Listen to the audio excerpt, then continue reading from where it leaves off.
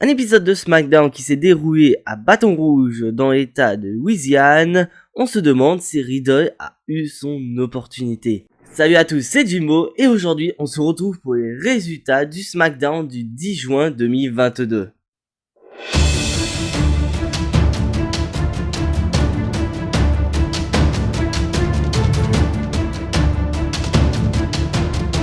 Alors, avant de rentrer dans le vif du sujet, on va faire une petite preview de cet épisode de SmackDown. Donc déjà, qu'est-ce que nous réserve cet épisode de SmackDown?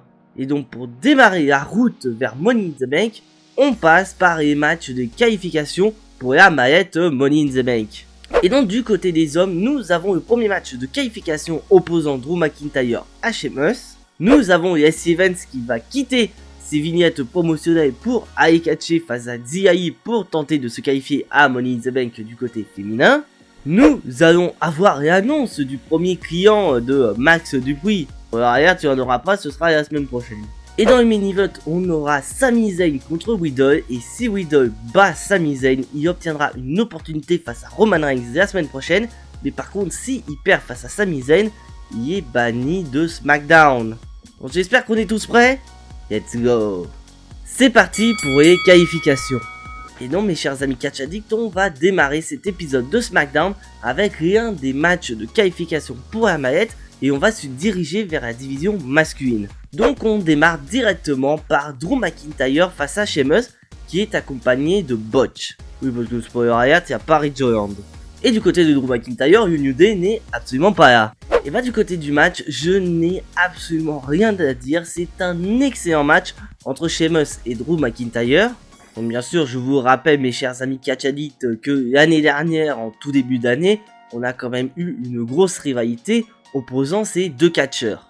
Ce qui fait que nous avons un très bon match entre les deux catcheurs. Mais bien sûr, je vous rappelle que Botch est aux abords du ring pour aider Sheamus, donc ce dernier va intervenir, mais il va se faire accueillir par un énorme Claymore Kick de la part de Drew McIntyre.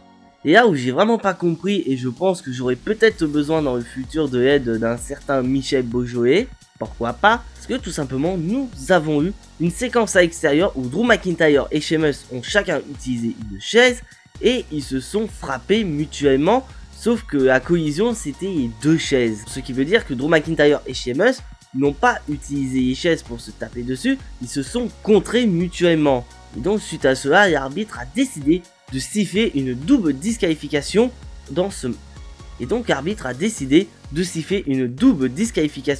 match.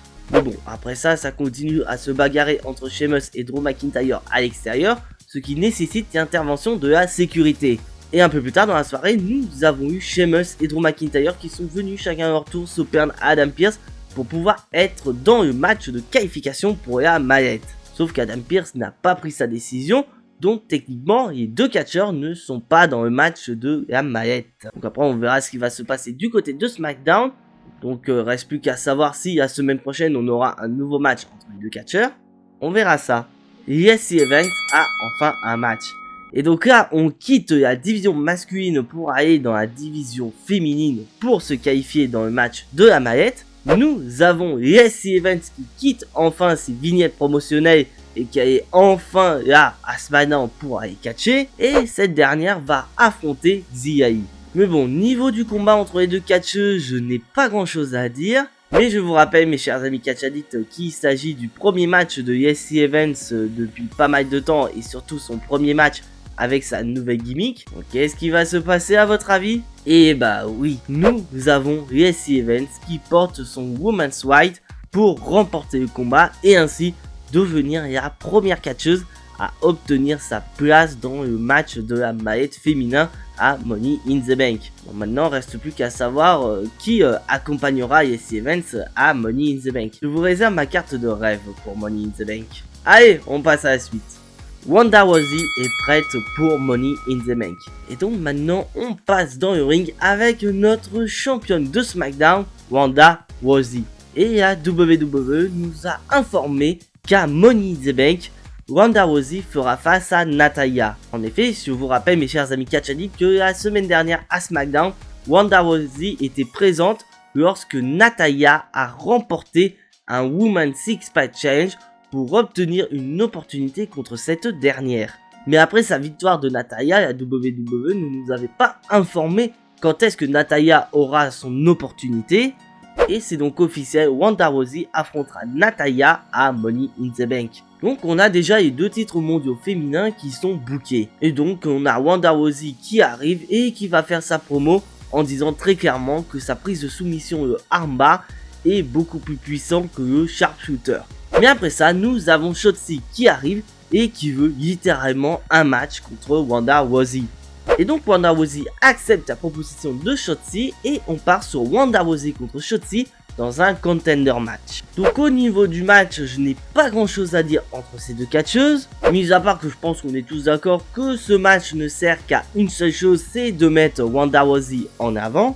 Et à preuve car Ronda Rousey remporte le combat face à Shotzi en portant son armbar. Mais vous allez voir que c'est très loin d'être fini pour la championne. Car en effet, Ronda Rousey n'a même pas le temps de célébrer sa victoire, car cette dernière se fait attaquer par son adversaire de Money in the Bank, j'ai nommé Natalya. Et à quel point Natalya n'a peut-être pas trop apprécié le pic que Ronda Rousey lui a envoyé par rapport au sharpshooter, et bah cette dernière va porter cette prise de sharpshooter sur Ronda Rousey. Donc après personnellement, vu comment c'est présenté, je verrais bien pourquoi pas un match de soumission entre ces 2 catcheuses lors de Money in the Bank. Êtes-vous d'accord avec moi mes chers amis catch addicts? Allez, on passe à la suite. Le titre intercontinental est en jeu. Et donc là maintenant on va passer à l'un des matchs qui nous a été annoncé la semaine dernière à SmackDown. Nous avons Gunther qui va tenter d'empocher le titre intercontinental des mains de Ricochet. Et pour ceux qui avaient vu ma vidéo de ma carte de rêve de Hell in a Cell, ce match entre Gunther et Ricochet en faisait partie. Et donc on va passer au match de championnat. Et bah franchement j'ai adoré ce match de championnat entre Gunther et Ricochet. Bien que d'un point de vue physique Gunther est supérieur à Ricochet, donc c'était logique qu'il aille dominer une bonne partie du combat. Mais ça n'empêche pas que Ricochet se défend et parvient un petit peu à résister à Gunther. J'ai bien dit un petit peu. Car en effet, Gunther va porter un énorme powerbomb à Ricochet pour remporter le combat. Et donc nous avons un tout nouveau champion intercontinental du côté de SmackDown et son nom c'est Gunther. Donc on a un Gunther qui empoche son premier titre de champion dans le main roster à la WWE. Donc après j'espère très sincèrement mes chers amis catch addicts qu'avec le couronnement de Gunther en tant que nouveau champion intercontinental, et bah j'espère qu'on aura le titre intercontinental qui sera défendu enfin en pay-per-view. Parce que bien sûr, je vous rappelle mes chers amis catch addicts que ça fait pratiquement 1 an et demi que le titre intercontinental n'a pas été défendu en pay-per-view. Donc j'espère que Gunther sera le champion crédible qui permettra au titre de champion intercontinental d'être défendu en pay-per-view. Et vous mes chers amis catch addicts, êtes-vous contents par le sacre de notre tout nouveau champion intercontinental Gunther? Les commentaires sont à vous. Allez, on passe au main event. L'occasion rêvée pour Riddle. Et donc mes chers amis catch addicts, on va passer au main event de la soirée qui va opposer Riddle à Sami Zayn. Et donc bien sûr mes chers amis catch addicts, je vous rappelle que pour Riddle c'est à double tranchant. Car en effet si Riddle bat Sami Zayn dans le main event de SmackDown, il obtiendra une opportunité face à Roman Reigns la semaine prochaine. Mais par contre s'il perd, il est viré de SmackDown. Et franchement, c'est un excellent main event opposant Sami Zayn à Riddle. Et bien sûr, à noter que nous avons l'avocat, le représentant de notre champion universel incontesté Paul Heyman qui est présent en tant que commentateur pour surveiller Sami Zayn. Car en effet, avant le match, Paul Heyman a informé Sami Zayn que si ce dernier battait Riddle, et bah ce dernier sera reconnu par Roman Reigns en tant que membre de The Bloodline. Mais par contre, si il venait à perdre face à Riddle, et bah il en subirait les conséquences de cette défaite. Mais on sait pas qu'est-ce qu'il va avoir. Et donc à noter que durant le combat, Sami Zayn a encore essayé d'utiliser la fourberie en faisant décompter à l'extérieur Riddle. Puis d'un côté, Sami Zayn a entièrement raison puisqu'un décompte à l'extérieur est une victoire comme une autre. Sauf que Riddle est motivé pour affronter Roman Reigns la semaine prochaine, donc ce dernier va réussir à remonter dans le ring à temps et à porter son RKO pour le compte de 3. Et donc nous avons Riddle qui a remporté le combat et obtient ainsi son opportunité face à Roman Reigns. Mais vous allez voir que Wheeldon n'aura pas trop le temps de célébrer sa victoire. Car en effet, nous avons les cousins de Roman Reigns, les champions tag team incontestés les Usos qui arrivent et qui vont s'en prendre directement à Riddle. Est-ce que c'est peut-être une stratégie pour empêcher Riddle d'être présent la semaine prochaine face à Roman Reigns? C'est une possibilité. Mais nous avons un Riddle qui est déchaîné et qui parvient à gérer les Usos et il va se défendre avec un kendo stick. Et donc grâce à l'utilisation de cette arme, Riddle parvient à se défaire des Usos et le show se termine avec un Riddle qui est hyper content d'avoir obtenu son opportunité et qui est prêt pour la semaine prochaine face à Roman Reigns. Bilan. Donc bilan de cet épisode de SmackDown, et ben je l'ai trouvé plutôt moyen en fait. Parce que en effet dans l'ensemble les combats sont plutôt bons, avec un match plutôt correct entre Drew McIntyre et Sheamus, mais avec une fin qui me paraît un peu bizarre. On a eu un bon match de championnat pour le titre intercontinental entre Gunther et Ricochet, et c'est vrai que ça me fait énormément plaisir de voir Gunther champion intercontinental. Et comme je l'ai dit, j'espère qu'avec Gunther en tant que champion intercontinental, on aura droit à la défense de ce titre de champion intercontinental lors des prochains pay-per-view et peut-être pourquoi pas à Money in the Bank. Et de l'autre côté, on a Riddle qui obtient enfin son opportunité face à Roman Reigns. Sauf qu'il y a un problème, car en effet la WWE nous a informé que ce sera la semaine prochaine que Riddle affrontera Roman Reigns. Sauf que moi j'ai pas envie d'avoir cette confrontation entre Riddle et Roman Reigns. Attendez avant que je me fasse allumer de pouces rouges. Je tiens à préciser que je ne veux pas voir cette confrontation entre Riddle et Roman Reigns lors du prochain épisode de SmackDown. J'aurais tellement voulu avoir cette confrontation à Money in the Bank. Sauf que voilà, la WWE a décidé de ne pas utiliser Roman Reigns à Money in the Bank. Tout simplement, ces derniers estiment que les matchs de la mallette suffisent largement pour vendre des billets. Je vous rappelle WWE qu'à la base, votre édition 2022 de Money in the Bank devait avoir lieu dans un stade. Que là, vous vous êtes dirigé sur une arène. Donc il y a peut-être un problème, faudrait peut-être rappeler Roman Reigns pour vendre des billets.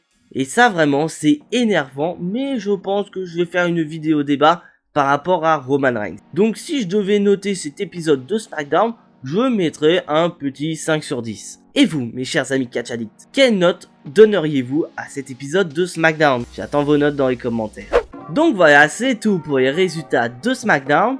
Si bien sûr mon cher ami Catch Addict, tu n'es pas abonné à la chaîne, je t'invite grandement à le faire, c'est entièrement gratuit et ça soutiendra énormément la chaîne. Je t'invite également à activer la cloche pour être notifié des prochaines vidéos, parce que oui, il va y en avoir une qui va sortir dès demain. Et surtout, à lâcher un maximum de pouces bleus qui font énormément plaisir à la chaîne. Et donc, mes chers amis Catch Addicts, on se retrouve demain pour une toute nouvelle vidéo. Mais en attendant, soyez tous très fiers d'être des Catch Addicts. C'était Jimbo, et à la prochaine!